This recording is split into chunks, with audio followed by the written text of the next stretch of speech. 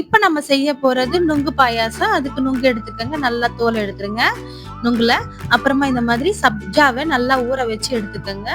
பால நல்லா சுண்ட திக்கா காய்ச்சி ஆற வச்சுக்கங்க.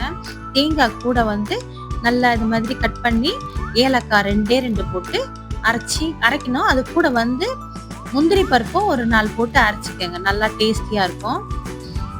இந்த மாதிரி அந்த பாலை வந்து வடிகட்டி அந்த பாலோட ஆட் பண்ணிக்கங்க. சுகரும் அது கூட நல்லா பொடி பண்ணி அரைச்சி இதுல கலந்துக்கலாம்.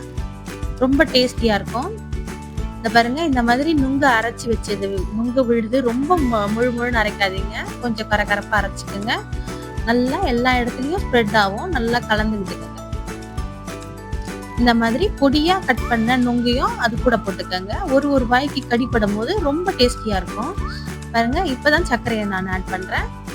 நல்லா பொடிச்சு வச்ச சர்க்கரையை கொஞ்சம் கொஞ்சமா ஆட் பண்ணிக்கோங்க. இந்த மாதிரி கலந்து நம்ம குடிக்கும் போது நமக்கு ரொம்ப ரொம்ப ஹெல்த்தியா இருக்கும். நீங்க குடிக்கிறதுக்கு டேஸ்டியாவும் இருக்கும். இந்த மாதிரி சப்ஜாவை ஊற வச்சதையும் அது கூடயே ஆட் பண்ணிக்கோங்க. வெறும் பாலை மட்டும்தான் காசணும். இந்த மாதிரி நீங்க ட்ரை பண்ணி பாருங்க. ரொம்ப டேஸ்டா நல்லா ஹெல்த்தியான ட்ரிங்கா இருக்கும்.